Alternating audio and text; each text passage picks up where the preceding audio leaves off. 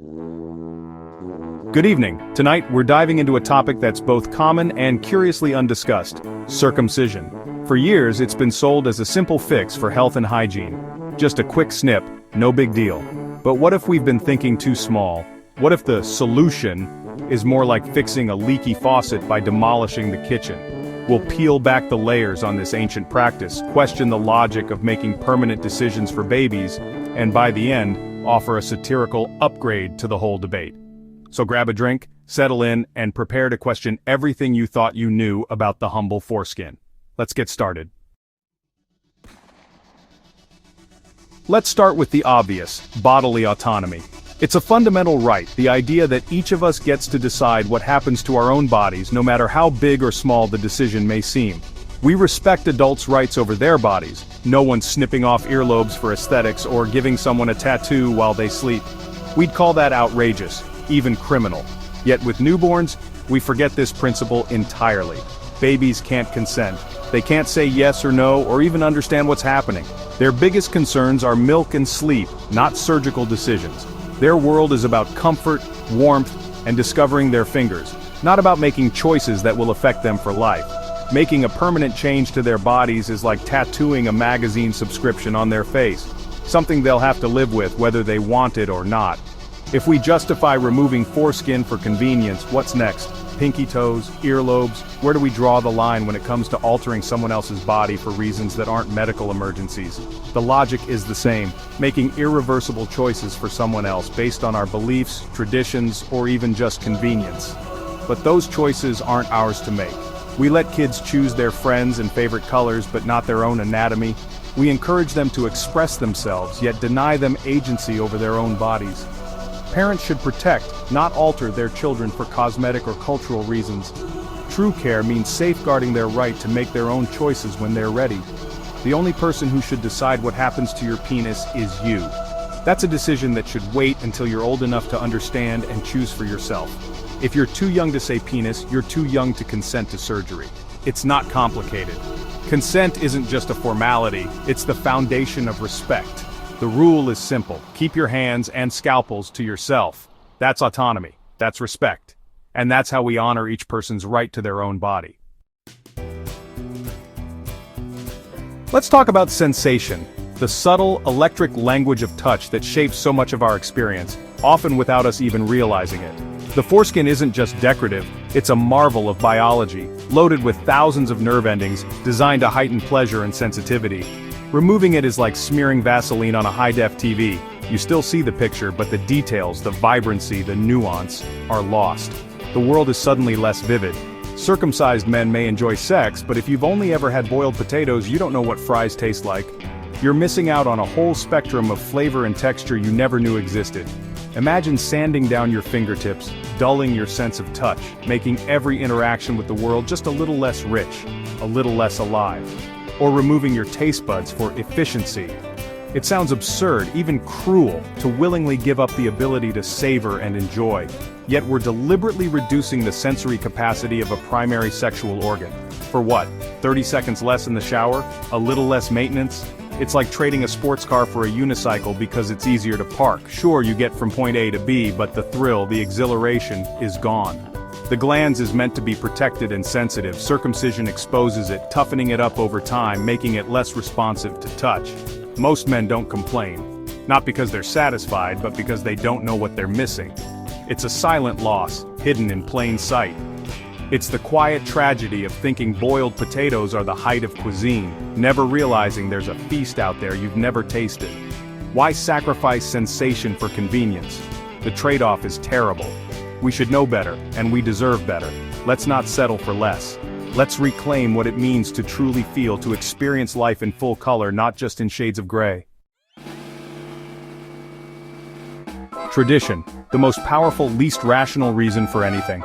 We've always done it is a great argument for lemmings, not for humans. If we stuck to tradition, we'd still be bloodletting and yelling across valleys. We've ditched outdated practices before, why not this one? Circumcision persists because it's tied to identity, but respecting heritage doesn't mean clinging to Bronze Age medicine. Honoring the past shouldn't mean holding babies hostage to old rituals. If it's tradition is the only answer, it's time to move on. Let's put this one in the museum, right next to powdered wigs. Its time is up. It's just a minor surgery, they say, but minor surgery is still surgery. Scalpels, bleeding, anesthesia, and real risks. Complications?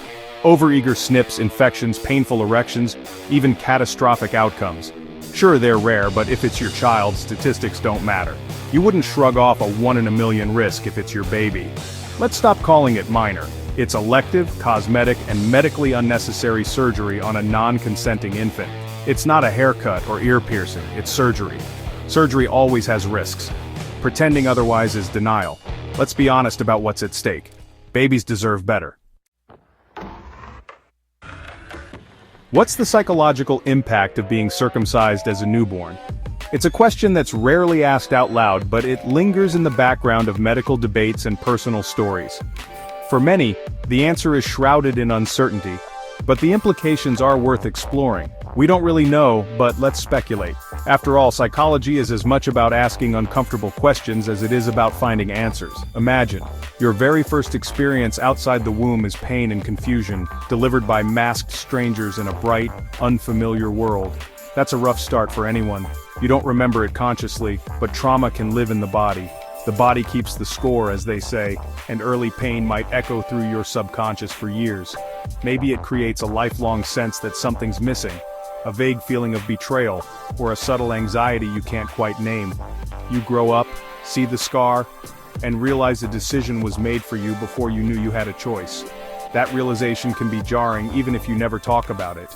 It could lead to trust issues, existential dread, or just a nagging sense of loss. Some might shrug it off, but for others it's a quiet ache that never quite goes away. We can't prove it, but is it any more ridiculous than the surgery itself? Sometimes the things we dismiss as trivial are the ones that shape us most deeply. Maybe the real midlife crisis started in the nursery, long before the sports cars and leather jackets. Maybe it's about searching for something that was taken before you could even protest. It's a stretch, but so is the justification for the procedure. Why risk it when the stakes are someone else's lifelong sense of self? Let's not gamble with someone else's psyche. The scars we can't see might be the ones that matter most. Hygiene is the classic excuse for circumcision. The foreskin isn't a labyrinth of filth, it just needs soap and water. We trust men to drive cars and do taxes but not to wash themselves. If skin folds are so dangerous, should we remove armpits and belly buttons too? Teaching boys to clean themselves is basic parenting, not rocket science. Circumcision is a permanent solution to a temporary educational problem. It's like demolishing your house because you can't use a vacuum. Soap and water work. Let's not pretend otherwise. Hygiene isn't a surgical emergency.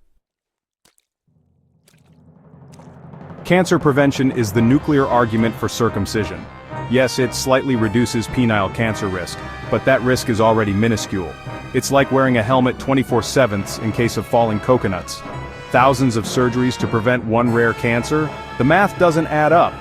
If we're serious about cancer prevention, why stop at the foreskin? Testicular cancer is more common. Should we remove those too? The logic is absurd. No organ, no cancer. Suddenly, circumcision seems quaint. If health is the goal, the snip is a half measure. The real solution by this logic is to remove everything. That's not medicine, it's madness. Let's not go there. In the US, circumcision is common. Elsewhere, it's rare and even seen as barbaric. What's normal depends on your zip code. American parents want their sons to fit in, so do Swedish parents, but their normal is intact. Basing surgery on cultural norms is arbitrary, like arguing which side of the road is correct. Imagine if we pierced every baby's eyebrow just because it's tradition. Geography shouldn't dictate permanent surgery. The human body isn't a fashion trend. A penis is a penis, whether in Peoria or Paris. Maybe the best approach is to leave it alone no matter where you live. Culture changes, bodies don't grow back. Let's not let a coin flip decide a child's anatomy. There's no universal right answer except consent. Leave it be. Leave it. Let's embrace the slippery slope. If the foreskin is unnecessary, what else can we cut? Pinky toes, wisdom teeth, male nipples. By this logic, we'd strip the body down to bare essentials, like minimalist furniture. But the human body isn't a machine to be optimized for efficiency. Those unnecessary parts are part of the whole. The foreskin isn't a design flaw, it's a feature. Removing it because it's superfluous is arrogance. Once you start, where do you stop? The logic collapses under its own weight. The body deserves respect, not redesign. Let's not play engineer with nature. So if circumcision is a half measure, what's the full solution? If we want maximum hygiene and zero cancer risk, let's go all the way full gender-affirming surgery at birth. No penis, no testicles, no risk. Problem solved. A vagina is self-cleaning, no more smegma worries. Remove the prostate, the breasts, eliminate every possible cancer risk. We'd create the ultimate low-risk hygienic human. It's the logical endpoint of the health argument. If someone says circumcision is for health, ask if they've considered the full upgrade. The absurdity of this proposal mirrors the absurdity of the original. Surgical removal isn't a sensible solution to minor risks. Let's not turn babies into optimized models. The logic is flawless if you ignore humanity. Satire, meet reality. There you have it, the satirical case against circumcision. When you push the logic, the whole thing unravels. The justifications are flimsy, rooted in tradition, not science. There are better ways to keep kids healthy. Education, not amputation. Next time someone suggests circumcision for health, ask if they're holding out for the full upgrade. Good night, and question everything, especially when sharp objects and babies are involved.